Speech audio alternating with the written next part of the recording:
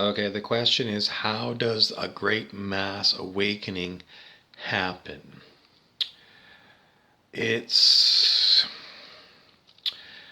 I often use the word reality boxes because they're different maps of reality to give you something to a story, let's say.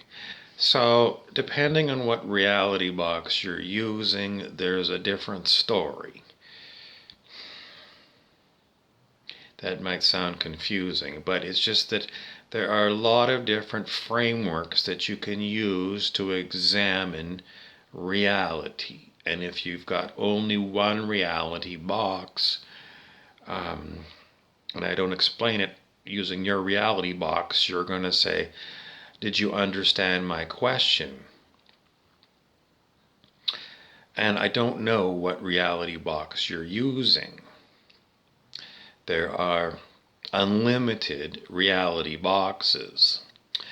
And even when you say a mass awakening, it's very hard to define what is an awakening.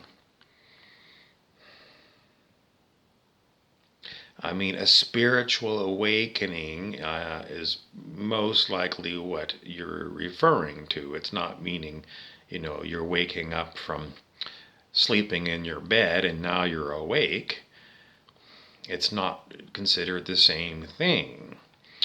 But to be spiritually awake would be considered enlightenment. And even that word has different meanings. It's enlightenment can refer to the great age of enlightenment, which was, 200 to 300 years ago, when they called it the age of reason, and perhaps, even Isaac Newton or Rene Descartes. But those ages of reason are not the same as spiritual enlightenment, although those people, I think at the time, thought that the age of reason and logic and calculus was a great advance in consciousness. So, but to be enlightened, I give you the map of human consciousness that was worked out with the Sedona method and Dr. David R. Hawkins. So if you looked up at the scale of human consciousness that runs from 1 to 1,000, logarithmic scale, 1 being the consciousness of an amoeba, and 1,000 the consciousness of Buddha or Jesus and various other avatars. Enlightenment on that scale starts around 700. So, I mean, am I awake? The last time someone calibrated my consciousness, maybe a year ago, they gave me 540, which was unconditional love. But that's not enlightenment. So you're looking at someone who's not awake, according to the scale of human consciousness. So you're asking someone, but if you look at what the description is of 540, unconditional love, on this planet it is a very rare thing. Dr. Hawkins said that for your lifetime, to all of his students, he said you should aim for 540. Unconditional love. If you could get to 540 in this lifetime, that's a really good achievement. So back to your question of a mass enlightenment, how does it happen? Well, if we use Dr. Hawkins' work, it happens primarily by transcending the levels of consciousness. And he's got a book that tells you how to do that. What you do is you muscle test to find out where your consciousness level is, and then you go to his reference book and read about that level of consciousness that you're at, and he'll give you some advice. So his book is available on Amazon, or Veritas Pub is his website. And that's one way you can do it on your own. As far as mass awakenings, this is a New Age philosophy. And whether it's true or not,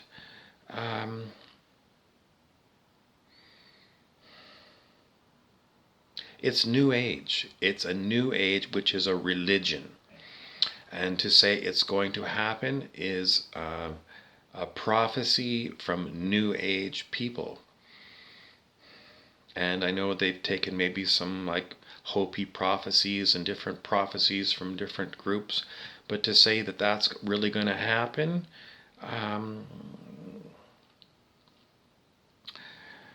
it's New Age. It's a religion, and it doesn't mean it's going to happen.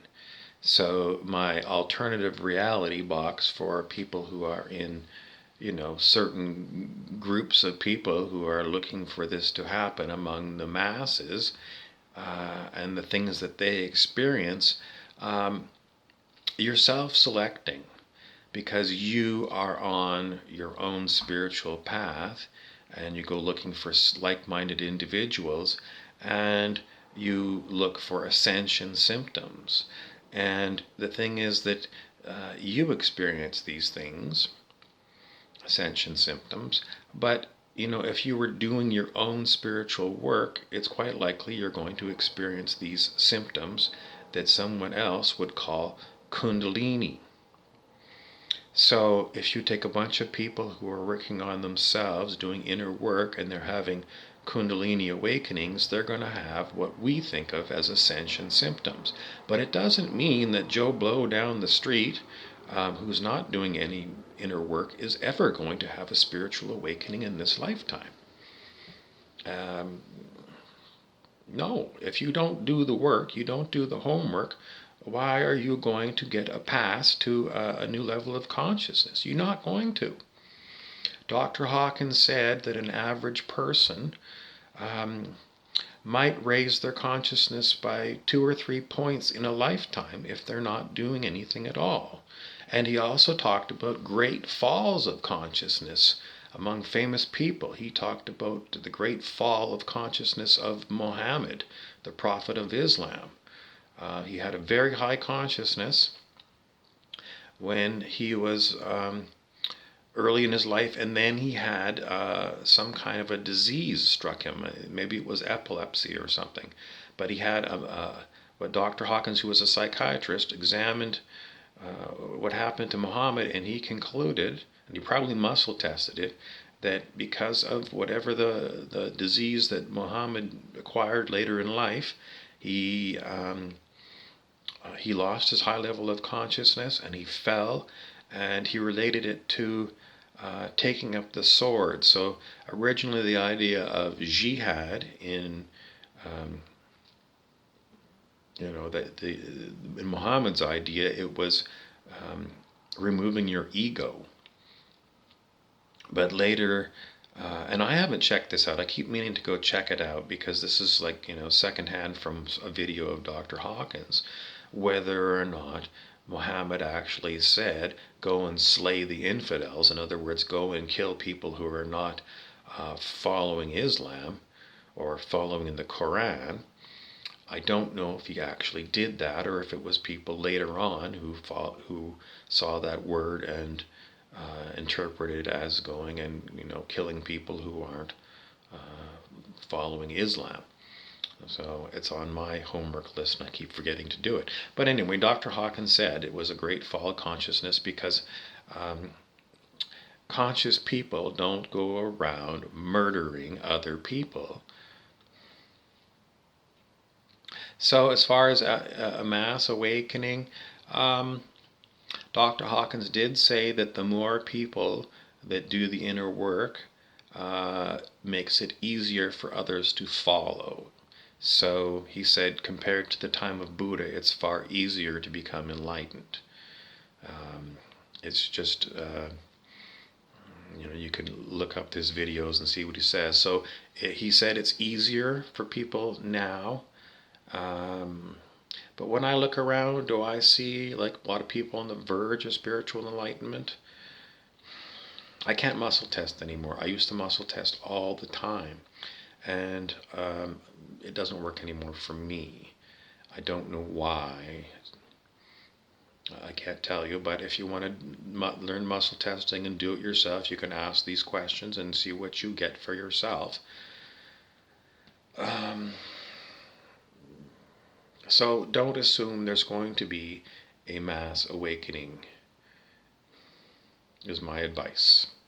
That way, if people you run into don't seem to be advancing, then it's their issue.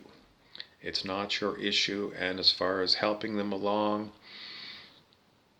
you can plant seeds with people, but quite often what happens is that you get a hang up with them. If they're not on a spiritual journey and you start talking too much about spiritual things, their eyes glaze over and it's like they go to sleep. And so the best idea with trying to help other people awaken and get on a spiritual path is to, plant a little seed, wait for the appropriate moment, plant a little seed.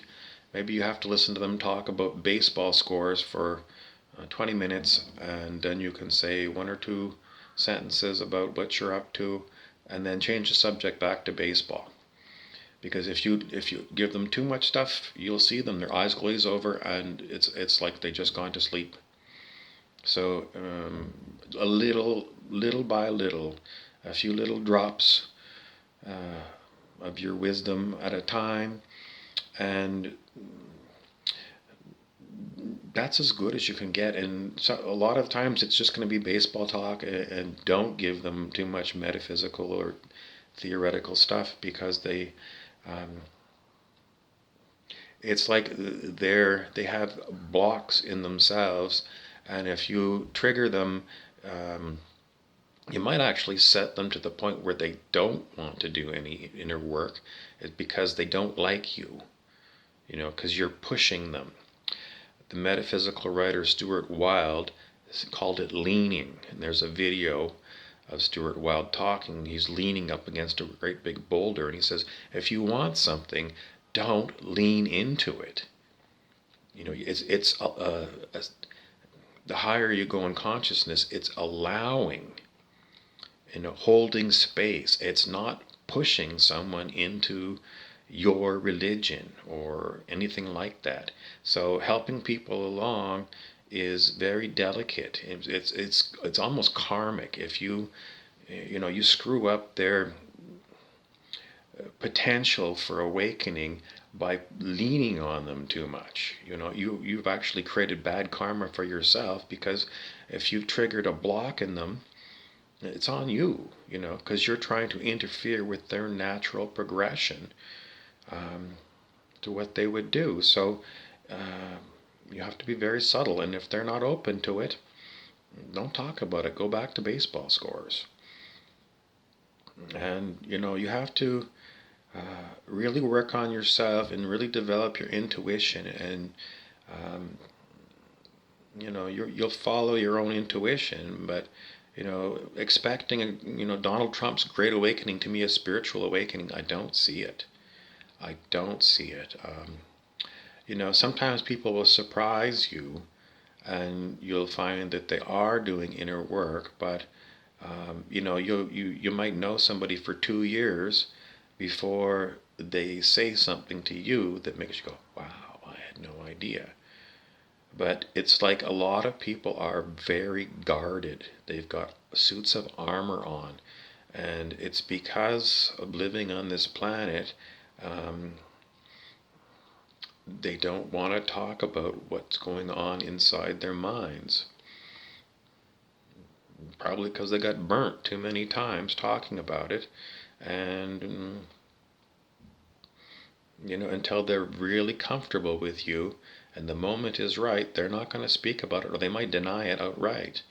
So, if something's going on in the background, you can muscle test, and you might not get an answer that's correct. You might get, oh yes, it's happening, but the thing is that you're invading their privacy, if you don't have permission from them to do a muscle test on their consciousness, what the level of consciousness is, you might get a number that's completely wrong. So the correct way to do would be to explain what the scale of consciousness is, and do you give me permission to calibrate your consciousness using muscle testing? And if you don't have the permission, it's quite likely you're not going to get a good answer. You could calibrate the consciousness of the collective of all the people in your city, all the people in your country, all the people on planet Earth. And Dr. Hawkins used to do that. So that doesn't seem to be an invasion of privacy if you're doing collectives. Okay? So, that's just one reality box. If you got a different reality box you want me to give you a talk on, let me know. But that's a good way to begin.